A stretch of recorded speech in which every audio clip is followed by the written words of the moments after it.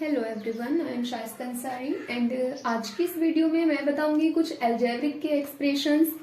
तो इस वीडियो में मैं ओनली अलजेब्रिक एक्सप्रेशंस का इंट्रोडक्शन बताऊंगी कि इसमें अलजेब्रिक एक्सप्रेशन में होता क्या है एंड ये आखिर अलजेब्रिक एक्सप्रेशंस हैं क्या। तो आपने देखा होगा कि मैथ्स के अंदर कोई ABCD के कुछ अल्फाबेट्स यूज हो जाते हैं, तो वो सब अलजेब्रा में ही यूज होते हैं। अब हम सोचते हैं कि ये A से लेकर के ABCD XYZ कोई भी इस तरह का अल्फाबेट यहाँ यूज हो रहा है मैथ्स के अंदर, बट वो क्यों यूज हो रहा है एंड इनका आखिर रोल क्या होता है मैथ्स के अंदर। तो इन सब का A to Z जितने भी अल्फाबेट्स यूज होते हैं मैथ्स के अंदर, वो सब अलजेब्रिक एक्सप्रेशंस के साथ में ही यूज होते हैं। एंड अलजेब्रिक एक्सप्रेशंस में इनको क्या बोला जाता है? तो अलजेब्रिक एक्सप्रेशंस में इन सभी को वेरिएबल बोला जाता है। तो समझते हैं कि वेरिएबल होता क्या है। तो अलजेब्रिक एक्सप्रेशंस में कुछ चीजें होती हैं जो सबसे पहले उनका हमें समझना जरूरी है कि आखिर वो है क्या। तो जैसे कि मैंने यहाँ पर लिखा है 8x। अभी 8x है क्या?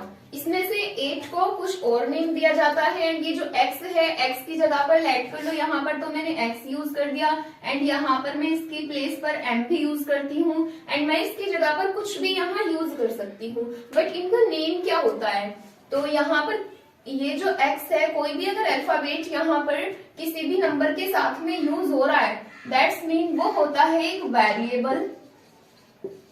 सिमिलरली यहाँ पर भी 8 के साथ में जो वेरिएबल है वो ये m वेरिएबल है। तो जितने भी ये A से लेकर के Z तक के अल्फाबेट्स हम मैथ्स में यूज करते हैं, तो उनको कहा जाता है वेरिएबल। एंड वेरिएबल मीन्स क्या होता है? तो वेरिएबल मीन्स होता है चेंजेबल।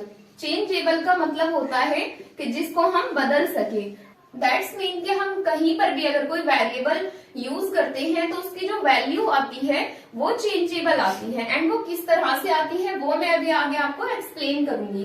एंड यहाँ पर ये जो 8 है, ये 8 क्या होगा? तो इस 8 को बोलेंगे कोफिशिएंट। तो यहाँ से 8 है हमारा कोफिशिएंट एंड ये x जो यूज हुआ है वो हुआ है वेरिएबल। एंड सिमिलरली वैसे ही इसमें 8m के साथ में यहाँ m जो है वो है हमारा वेरिएबल एंड ये जो 8 है वो है हमारा कोफिशिएंट। एंड अब देखते हैं नेक्स्ट टॉपिक को। अब यहाँ पर मैं कुछ एक्सप्रेशंस लिख रही हूँ। अब यहाँ पर मैंने कुछ चीजें लिखी हैं अलजेब्रिक में ही, तो इसमें से देखेंगे कि एक एक चीज को अच्छे से समझते हैं डीपली कि इसमें क्या क्या चीजें दे रखी हैं। तो अगर हम बात करें इस 3x + 5 की, तो यहाँ से लेकर यहाँ तक का ये जो 3x + 5 है वो सारा का सारा एक एक्सप्रेशन है।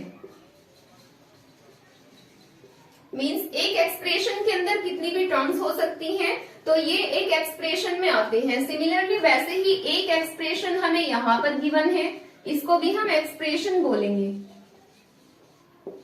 एंड अब यहाँ से ये जो 3x है एंड ये जो 5 है, जब भी कोई साइन यूज होता है प्लस का या माइनस का, तो वहां से ये टर्म्स अलग अलग हो जाती हैं। अगर इस 3x + 5 एक्सप्रेशन के अंदर हम बात करें टर्म्स की, तो यहाँ पर एक तो ये 3x है एंड ये प्लस का 5 है, तो प्लस से ये चीजें अलग हो रही हैं। दैट्स मीन यहाँ से एक टर्म ये है एंड एक टर्म ये है। तो इसमें एक टर्म 3x है एंड एक टर्म इसमें से 5 है। सिमिलरली वैसे ही इसमें अगर हम बात करें टर्म्स की, तो इसके अंदर एक तो 9n टर्म है एंड एक टर्म इसमें -2 है। तो आई होप आपको ये एक्सप्रेशन एंड टर्म्स क्लियर हो गई होंगी। तो अब देखते हैं फिर और क्या होता है इस अलजेब्रा में। अब आती है इस अलजेब्रा में इक्वेशन। तो इक्वेशन क्या होती है? ये जो इक्वेशन वर्ड है वो इक्वे वर्ड से बना है एंड ये जो इक्वे वर्ड यूज होता है वो =2 में भी तो होता है। अगर हम बात करें इक्वल्स वर्ड की, तो ये थोड़ा थोड़ा यहाँ से इक्वेशन वर्ड से मिलता जुलता ही वर्ड है, बिकॉज ये जो इक्वेशन वर्ड है वो इस इक्वल वर्ड को यूज करके ही बना है। तो अगर ये इक्वल वर्ड से यूज करके बना है, दैट्स मीन कि इसमें इस वर्ड का भी कुछ ना कुछ रोल होगा। तो वो किस तरह से इक्वेशन बनती है? जैसे कि हम यहाँ पर लिखेंगे 4x = 20।